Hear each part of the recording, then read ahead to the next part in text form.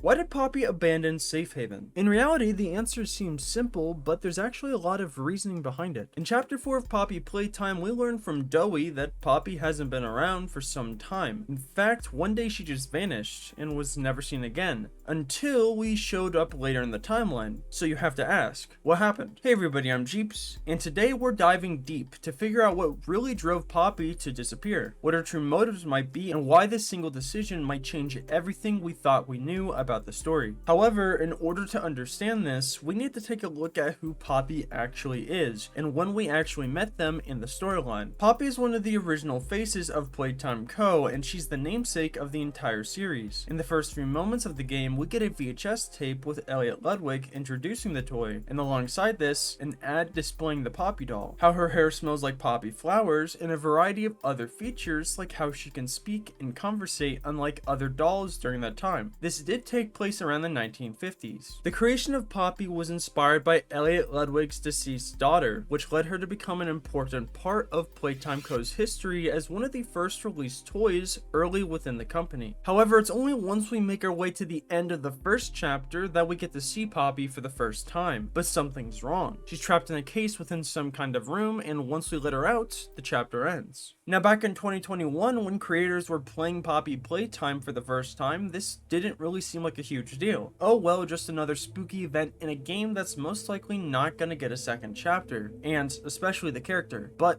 they were wrong. Poppy Playtime continued getting chapters over the years, and in chapter 2 and 3, we started learning more about why she was trapped within the case in the first place. Although the second chapter wasn't entirely focused on Poppy, it was focused on getting her back because, well, she had the train code. After entering Elliot Ludwig's office in the second chapter and finding the secret back door room with the power generator, not really secret, we find Poppy. She tells us that she's been stuck for a long time and thanks us for freeing her, wanting to pay us back by helping us escape. But it's that single line that makes a huge difference here. She's been stuck for a long time. This is especially important as we know the main game takes place in 2005, and the Hour of Joy occurred in 1995. So how long has Poppy really been trapped within that case for? And how long is a long time? Although we don't have a specific answer to these questions, we do get some bits and pieces of information later down the line that might help narrow down the timeline. After defeating Mommy Longlegs at the end of chapter 2, Poppy helps us on the train and commends us for being able to accomplish the tasks that she gave us. And in chapter 3, after reuniting with Poppy after the crash and finding Kissy Missy with her like halfway through the chapter, we learn that she was trapped in the case by none other than the prototype. This is going to be really important later because, well, you know, the prototype is the most intelligent entity ever created by Playtime Co.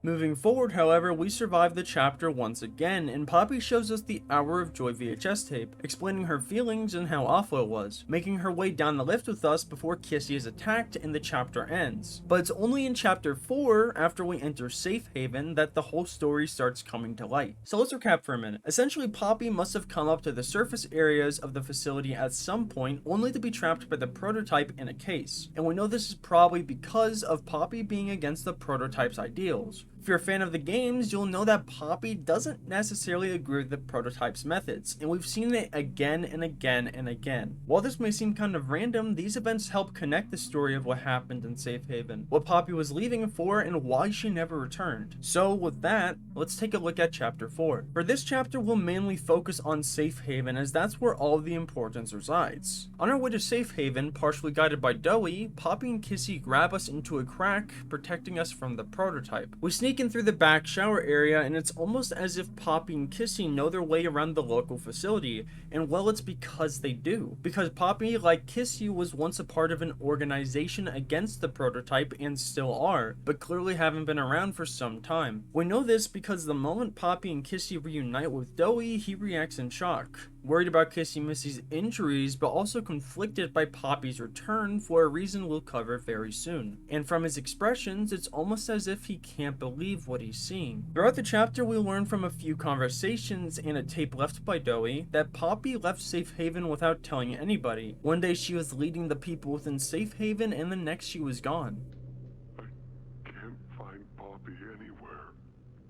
I don't know what happened or where she went. Because of this, Dowie became increasingly scared and frustrated, almost leaving, but instead he chose to stay and take her place. But clearly from what we've seen in chapter 4, the morale of everyone and the quality of the conditions have decreased significantly since Poppy left. We hear this from Dowie's tape you can find near the end of the game, and after our first visit in Safe Haven, moving through a sewer hall, we can hear Poppy and Dowie having a conversation. You disappeared. You left us. We looked, and there was just nothing. You can hear Dowie trying to explain to Poppy that they can't throw everything away, especially after Poppy left them for so long, and that they even tried to search for Poppy for a long time, but to no avail. And after this moment in the game, nothing a part of the story really explains why Poppy left. However, with the information we have, we can place the puzzle pieces together surprisingly easily. So, returning back to the question, why did Poppy leave Safe Haven? Well, after looking through all the possible details, it's clear that Poppy held a large role as a leader for the larger group of toy survivors. And knowing Poppy from the games, she definitely had a plan before she left. But knowing how the Playtime factory became survival of the fittest after the Hour of Joy, most of her friends most likely wouldn't have let her leave. So Poppy chose to leave on her own, without saying anything to anyone. But if that's the case, then what was her plan exactly?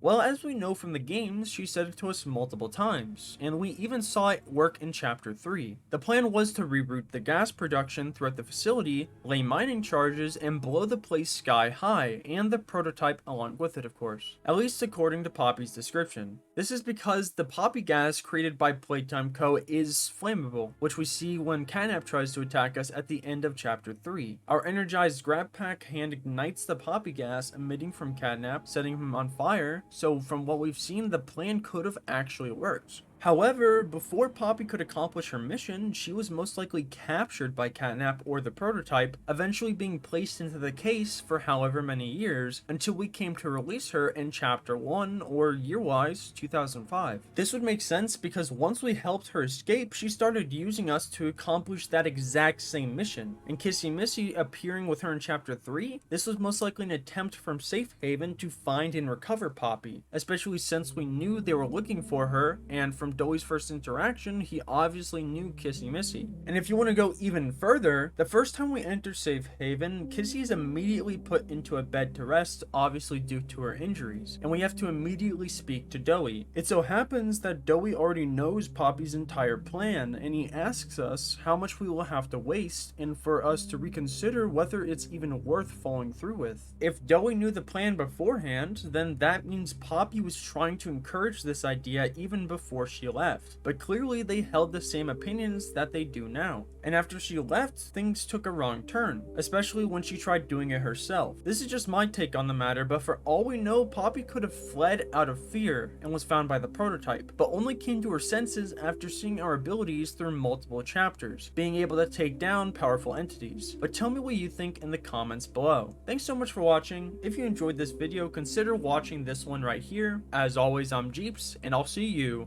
next time.